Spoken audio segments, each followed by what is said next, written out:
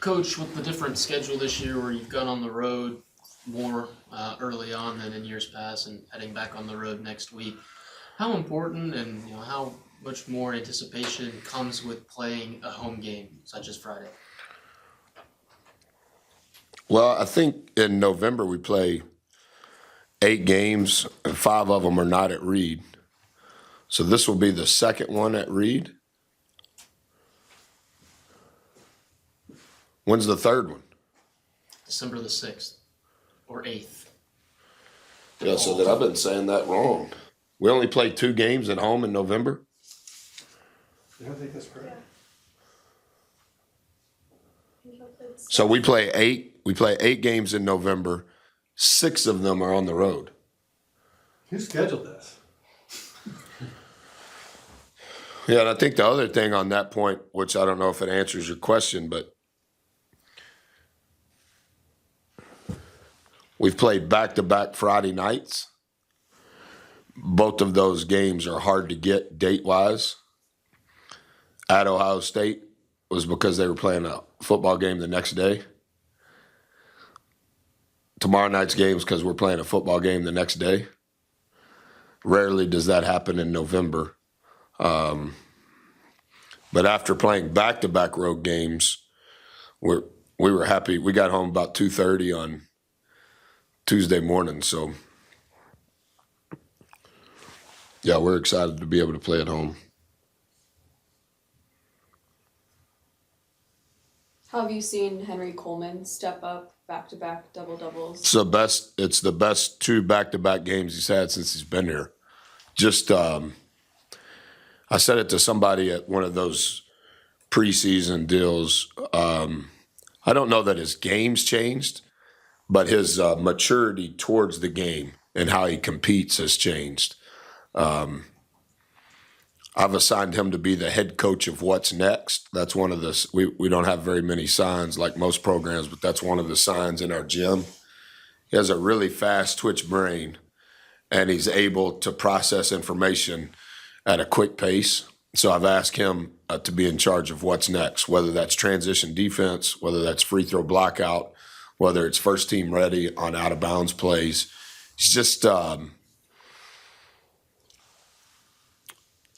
been ferocious on the glass.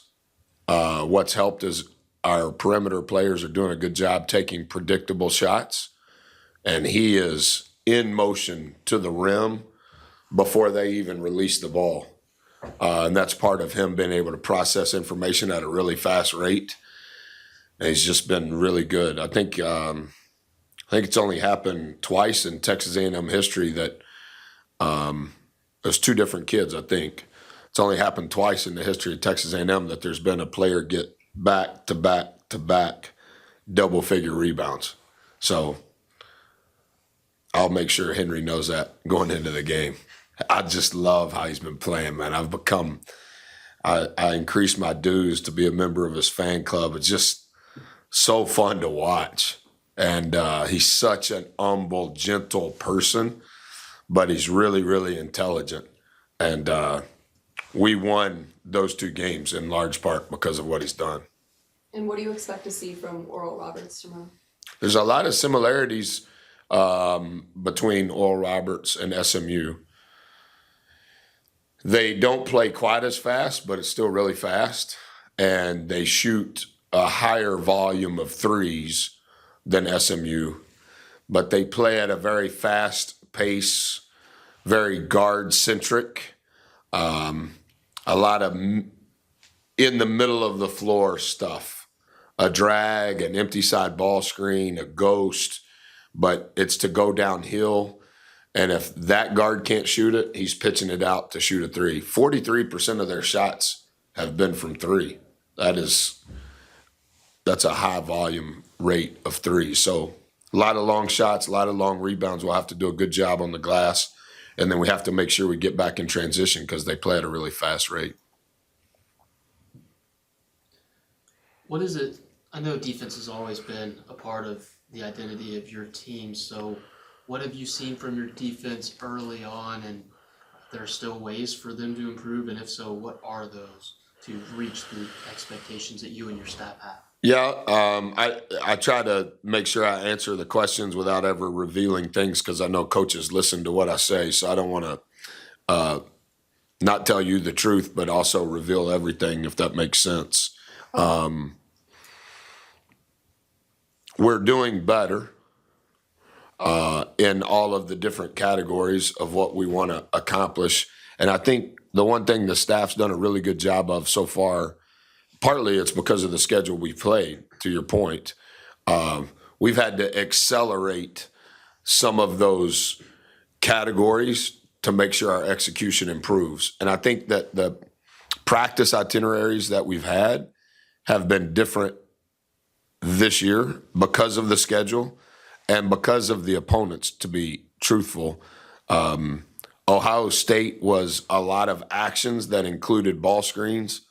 SMU's the fastest team we've played since we've been here with more ball screens.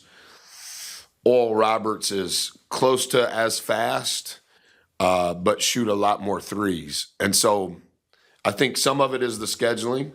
I think some of it is playing Baylor and Texas Tech in October helped accelerate all of that. But I think our team is aware of where we need to improve, but I also think the opponents that we're playing has tweaked what we have to emphasize, which means that's what we have to practice more. And so I think we're okay through 3 games. But tomorrow will be another challenge that's been different through the first 2 weeks. And hopefully those 4 challenges that we will have had somewhat help prepare us for next week. I know he's the team's leading scorer, and I know he's also impacting games in different ways, but I haven't seen Wade score as we have at the end of last year. What does it say about your team offensively to be able to do what it's doing without Wade performing at the expected level? Yeah, I agree with everything you said. I think it's good, even though that's the wrong thing to say. I think it's good. I think it's good because they're not guarding Four the same way, nor should they. Four is a very high IQ player who can score at all 3 levels. That also gets fouled at a very, very high rate. And so teams have played him differently, not just the guy guarding him, but the other 4 guys behind the guy that's guarding him. And so it's forced our team to have to figure that out along with Four figuring it out. And so for us to be able to have had some level of success thus far with him not playing great, but absorbing all of those adjustments, I think that'll be good as the season unfolds as well.